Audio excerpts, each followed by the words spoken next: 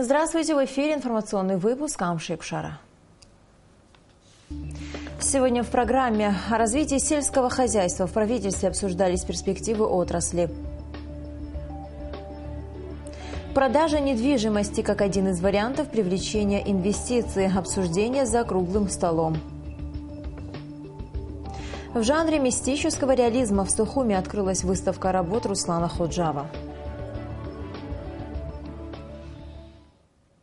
Вопросы развития агропромышленного комплекса страны, упорядочения земель, находящихся в обороте, а также планы по предстоящей сельскохозяйственной переписи в Абхазии обсуждались сегодня на совещании, которое провел премьер-министр Артур Миквабия. В совещании принял участие министр по налогам и сборам и сельского хозяйства, начальники различных ведомств и руководители районных сельхозуправлений.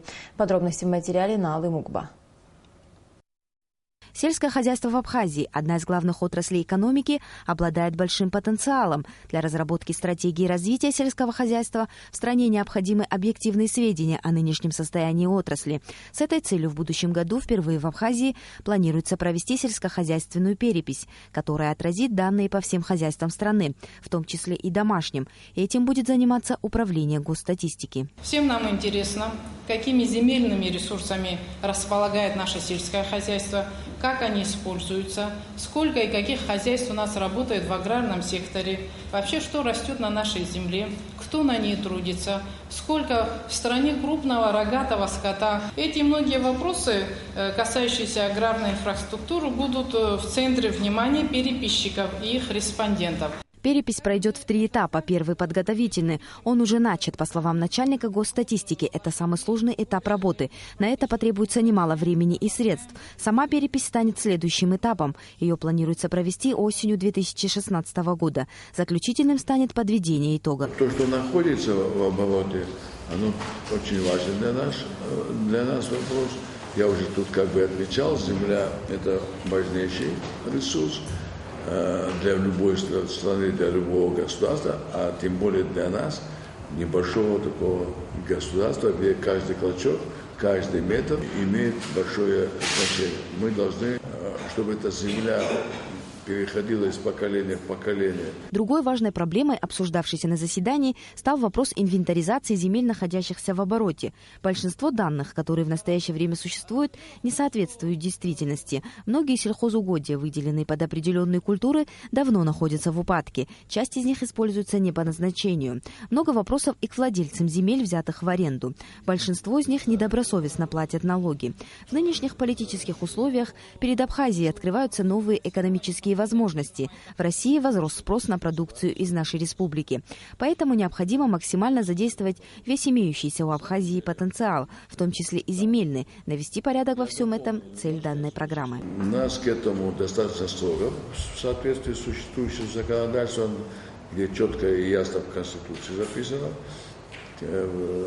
кому принадлежит земля, что земля, являясь товаром, не является предметом торговли. Как плохой пример я могу вам привести. Откройте интернет, где написано, что земля у нас продается. Граждане Абхазии, а иногда бывают и не граждане, пытаются извлекать доходы, не соответствующие законодательству.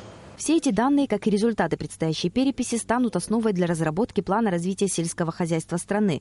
В этом отношении Абхазия обладает большим потенциалом. Цитрусовые, овощные культуры, чайная отрасль, ореховодство и виноградарство – лишь малая часть того, что можно развивать в Абхазии. Довоенный период, которые были у нас направления, мы обязаны просто развивать все эти направления.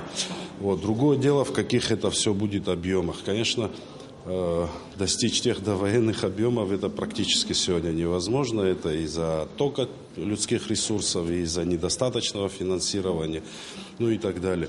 Но я хочу сказать, что потенциал сельского хозяйства огромен.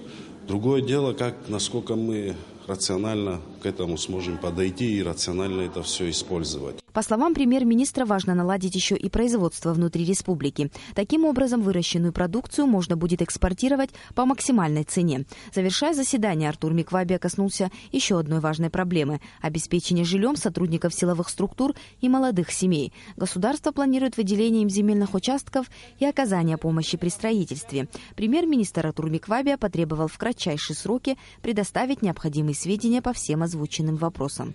Нала Мукбабислан Джинджолия, Абхазское телевидение. 14 августа в пятницу в Абхазии отмечается День памяти и скорби.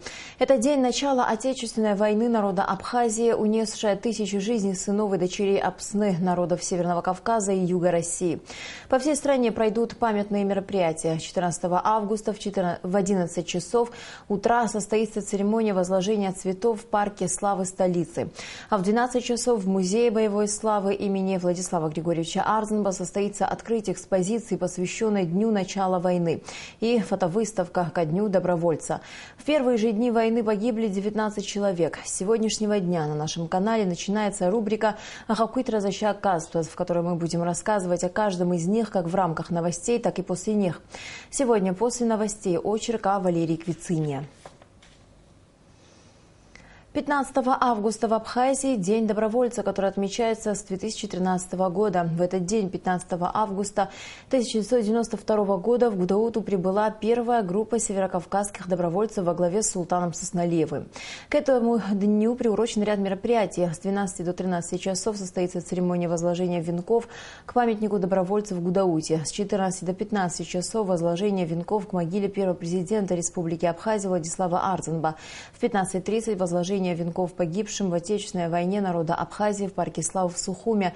В 16 часов посещение Музея боевой славы в столице и в 6 часов вечера концерт ко Дню добровольца в Абхазгосфилармонии. К другим темам. Привлечение российских инвестиций, развитие рынка недвижимости и туристического кластера, закон об особенностях оборота жилья. Эти темы обсуждались в ходе круглого стола, состоявшегося сегодня в Сухуме и организованного Российским институтом развития самоопределившихся государств. Во встрече приняли участие общественные деятели, предприниматели, журналисты. Репортажи Ренаты Шакая.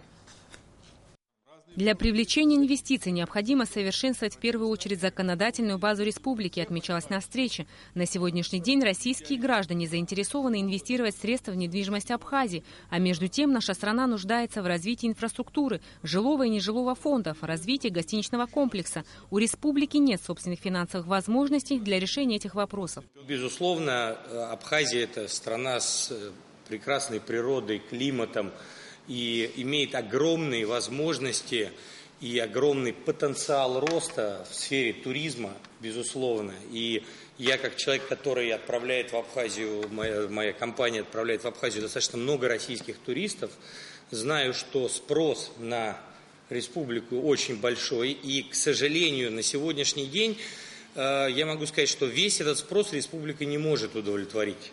Секретарь Общественной палаты Абхазии Натайла Акаба подчеркнула, что скрытая продажа недвижимости иностранцам как была, так и есть. Это наносит очень большой урон имиджу Абхазии. Необходимо вернуть этот вопрос в правовое поле.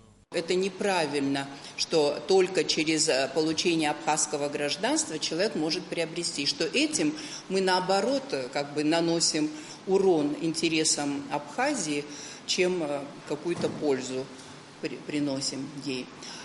И поэтому я до сих пор придерживаюсь такой точки зрения, что надо развести эти два вопроса, то есть приобретение недвижимости и получение абхазского гражданства. На встрече отмечалось, что один из важных и необходимых законов является закон о покупке первичного жилья и недвижимости гражданам России. Участники круглого стола убеждены, что если этот процесс будет развиваться, он существенно и положительно скажется на экономике Абхазии. Мы почему-то боимся и думаем, что если в Абхазии будет недвижимость продаваться, то это будет наносить ущерб интересам Абхазии. Это у меня ошибочное мнение. Этого не надо бояться, понимаете, это актив, недвижимость, оно должно быть в обороте государства. Государство с этого должно получать пошлины, как везде. Продажа недвижимости в Абхазии сегодня самая обсуждаемая тема в стране. Все участники круглого стола выразили уверенность, что продажу недвижимости в Абхазии необходимо направить в правовое русло.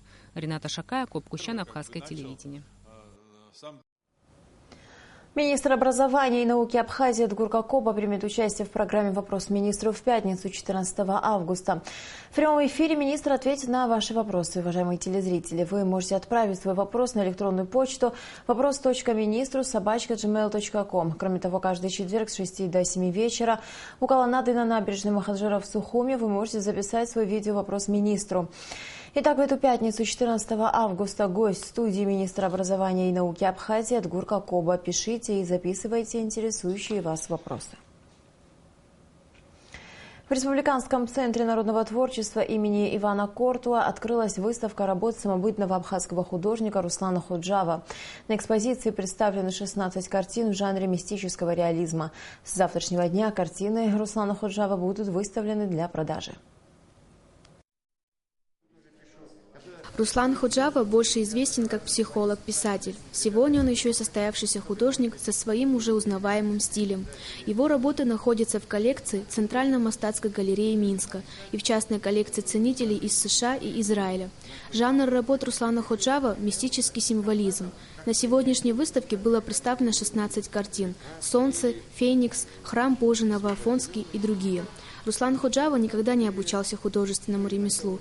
По собственному признанию, он открыл в себе творческий потенциал благодаря занятиям дыхательной гимнастики цигун. Его вдохновляет на творчество увлечение абхазской и восточной космогонической мифологии, в частности, тема борьбы добра со злом, светлых и темных сил. У любого художника, писателя, не знаю, музыканта, любого творчества, любой профессии творческий человек, всегда хочется то, что человек придумывает, то, что сочиняет, что творит, показать, конечно, окружающему миру, людям, то, что ты творишь. Потому что это, чтобы тебя оценили, чтобы тебя покритиковали, чтобы дальше расти, как минимальное. А так просто пишешь, и то же самое, что музыкант сочиняет песню и поет, чтобы его слышало небо, слышали птицы, слышали люди и так далее. С 13 августа в течение всей недели картины Руслана Ходжава будут выставлены для продажи. Эсма Брум, Роберт Ломи, Абхазское телевидение. Сочинцы и туристы готовятся к марафону юмора. Сразу 4 вечера в одном из концертных залов будут проходить игры с участием сильнейших актеров клуба веселых и находчивых, сообщает Татар-Информ. 24 августа состоится встреча «Игра» выпускников клуба. Здесь на сцену выйдут уже ставшие легендарными команды «Утомленные солнцем» Сочи, «Нарты» из Абхазии, Сухум, «Руден» Москва и «Максимум» Томск. Телезрители смогут увидеть игру по Первому каналу осенью. А сейчас сообщение Нацбанка о курсах иностранных валют. Доллар США 65 рублей 2 копейки, евро 72 рубля 21 копейка. И в завершение выпуска о погоде.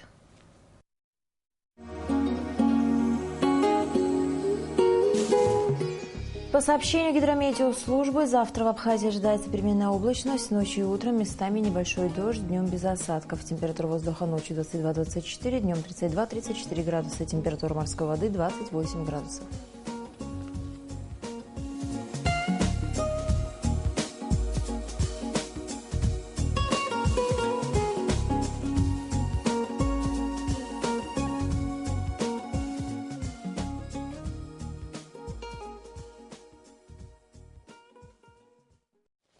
На этом наш выпуск завершен. Всего вам доброго.